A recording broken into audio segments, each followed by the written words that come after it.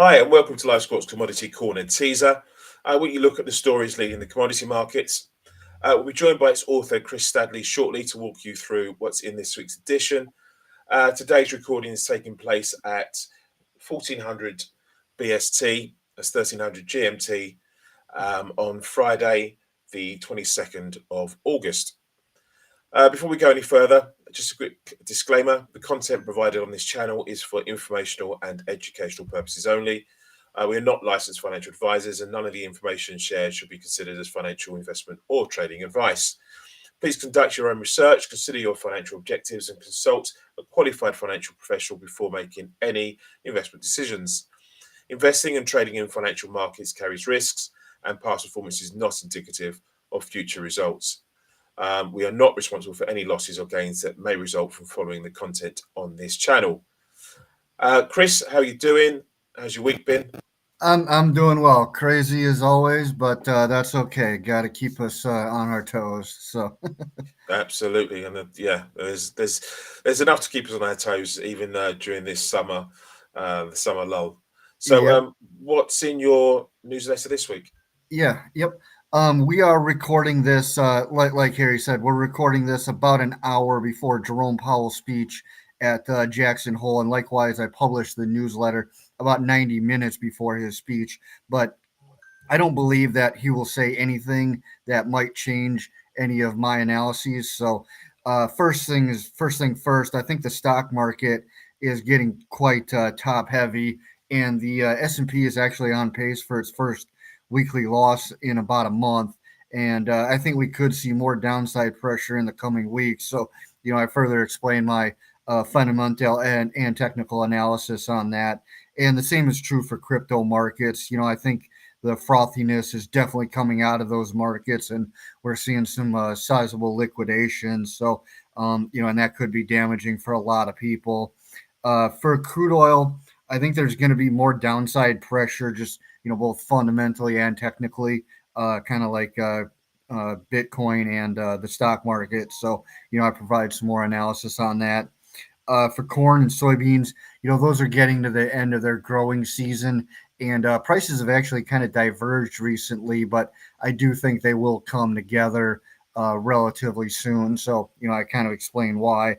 And finally, on aluminum, there's been some interesting news on that market recently that could be misinterpreted or so I just want to make sure that cooler heads prevail in relation to that market.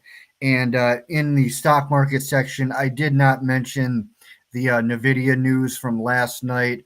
In case you didn't see that, they're going to be stopping production on their H2O chips that are specifically for China. But who knows? Obviously we haven't started the day session yet, so who knows what kind of damage that's going to do to their stock price, if at all. And likewise, they really haven't stated how long that suspension is going to last. So, I just want to kind of see what transpires in relation to that. And for next week, it's probably going to be the usual suspects of stock market, maybe gold, other precious metals, and just kind of have to see how the final week of August shapes out. So. Yeah, there's a lot to pack into this week's newsletter. Just a quick one on the China story. I read somewhere that they were looking, the Chinese establishment, the government, were looking to try and get their tech companies off of Nvidia chips because they're suspicious of on the security aspect. Well, like I said, I didn't mention Nvidia just because there's a lot of moving parts, and there really hasn't been a lot of information on it. What you said is 100% correct, but I think it's just part of the overall trade war thing that's going on right now. So War games basically between the yeah, two sides. yeah, exactly. And if these war games, like you mentioned, are going to be going on for a long time, then why does Nvidia need to really, put a lot of money or a lot of investment into that? If it's going to come to for naught. So, I think it's kind of there's more than one reason behind this, and again, we don't really know how long that's going to last. So. I think that's kind of a cooler way to explain it. So. No, fair enough. Fair enough. Okay then, Chris, where can we find your newsletter? Sure, it's on Substack. If you go to substack.com, it will and type in Live Squawk Commodity Corner, it will pop right up. Excellent. Look forward to reading it. All right, mate. Well, listen, have a good weekend. We'll speak again next week.